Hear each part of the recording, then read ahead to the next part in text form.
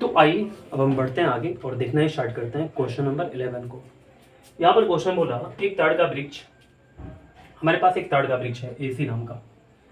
हवा के झोंकों के कारण, ये हवा का झोंका इस पर पड़ रहा और झोंकों के कारण कुछ ऊंचाई से टूट जाता है। जैसे मान सकते हैं आप कि यहाँ से ये टूट गया, ठीक है। और इसकी चोटी, ये जो चोटी है ना इसकी, ये जो चोटी है इसके बारे में बात बोला जा रहा। वृक्ष की जड़ से, ये जो वृक्ष की जड़ कहाँ पर होगा, यहाँ पर होगा। वृक्ष की जड़ से 9 मीटर की दूरी पर, 9 मीटर की दूरी पर पृथ्वी पर आकर टिक जाती है। जैसे ये वाला जो सिरा है इसका ऐसे करके गिरा और यहाँ पर इससे 9 मीटर की दूरी पर आकर के यहाँ पर ये बिल्कुल जमीन को टच कर गया, ठीक है। तो वृक्ष की पूरी लंबाई ज्ञात कीजिए। हमको एसी का जो मान है ना, यानी कि पूरा वृक्ष जो है इसकी लंबाई हमको फाइंड करना है, जबकि इसका टूटा हुआ भाग 41 मीटर लंबा है। यानी कि जो टूटा हुआ भाग है ना 41 मीटर लंबा है। अच्छा सोचिए कि टूटा हुआ भाग जो है ये वाला 41 मीटर, ये भी तो 41 होगा। हम बोल सकते हैं कि ये टूटा हुआ भाग चाहे ये टूटा हुआ भाग, दोनों तो बराबर है ना। तो चलिए अब हम पूरा पेड़ की लंबाई को जो है ना वो फाइंड करते हैं। तो देखिएगा सबसे पहले यहाँ से आंसर देखना स्टार्ट करते हैं। पेड़ की लंबाई क्या है, एसी है। पेड़ की लंबाई पूरी क्या है, एसी है। एसी हमको फाइंड करना है, क्वेश्चन मार्क दे दिया गया यहाँ पर। टूटा हुआ भाग A B equal to B D equal to 41 metre. तो टूटा हुआ जो भाग है ए बी है, चाहे आप बोल सकते हैं कि बी डी है। ये कितना है, 41 मीटर है हमारे पास। वृक्ष की जड़ से, ये जो वृक्ष है ना इसकी जड़ से पृथ्वी पर टिका हुआ वृक्ष की दूरी, पृथ्वी पर टिका हुआ, यहाँ पर टिका हुआ है ना, तो इसकी बीच की दूरी जो है वो क्या होगी, वृक्ष की दूरी जो होगी वो सीढ़ी होगी, देख सकते हैं आप यहाँ पर, और 9 मीटर की होगी, ठीक है। चलिए तो अब बोला, अब हम यहाँ पर देखेंगे त्रिभुज बीसीडी में, बीसीडी में आपको तो पता होगा पाइथागोरस नियम अप्लाई करेंगे, ठीक है। पाइथागोरस नियम अप्लाई करेंगे और यहाँ पर B D square equal to B D का square equal to B C का स्क्वायर प्लस सी डी का स्क्वायर हो जाएगा। बी डी का वैल्यू हमारे पास दिया हुआ 41, अब देख सकते हैं यहाँ पर 41 इक्वल टू बी सी का स्क्वायर प्लस सी डी का वैल्यू कितना है, 9 है, 9 का स्क्वायर कर लेंगे। 41 का स्क्वायर 1681 हो जाएगा इक्वल टू बी सी का स्क्वायर प्लस 9 है 81 हो जाएगा। और इसको हम लोग लिख लेंगे यहाँ पर, और यहाँ पर जो 81 है ना प्लस में, ये इधर आएगा लेफ्ट में तो क्या हो जाएगा, माइनस में हो जाएगा। B equal to B C का स्क्वायर हो गया, ठीक है। घटाने के बाद हमको 1600 आ जाएगा यहाँ पर, और बी सी का स्क्वायर, तो बी सी का स्क्वायर है ना तो इधर आएगा तो लेफ्ट में अंडर रूट में कन्वर्ट हो जाएगा। बी सी का जो मान हमारे पास आया वो कितना आएगा, 1600 का वर्गमूल निकालेंगे तो 40 आ जाएगा, ठीक है।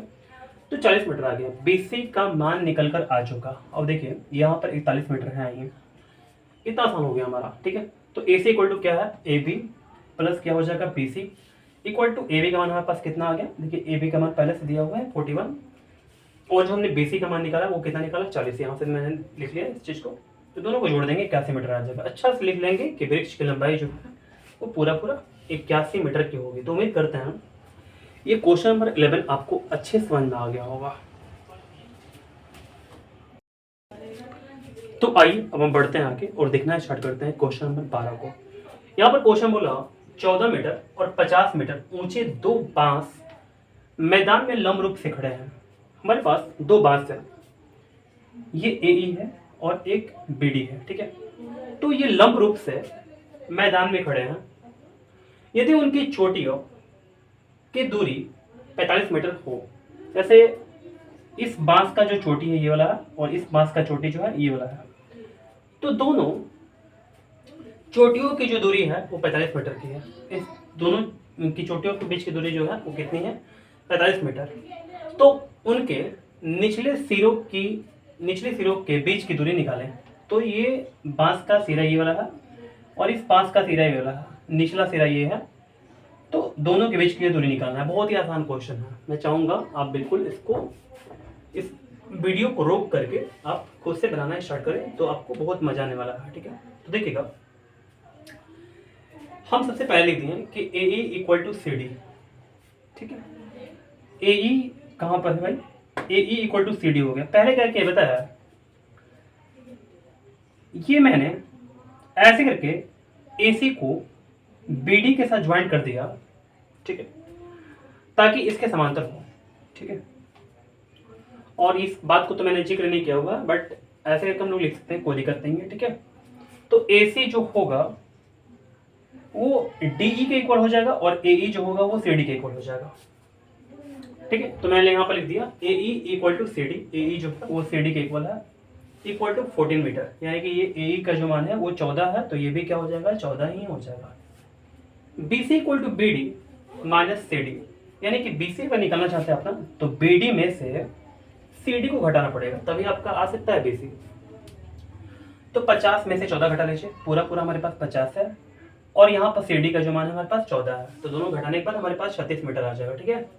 ओके, तो अब देखते हैं बी सी का मान हमारे पास आ चुका कितना, बी सी का मान हमारे पास कितना आ चुका है, 36 मीटर आ चुका है, ठीक है। 36 आ चुका मीटर हमारे पास, ठीक है। यहाँ पर लिख देता हूँ।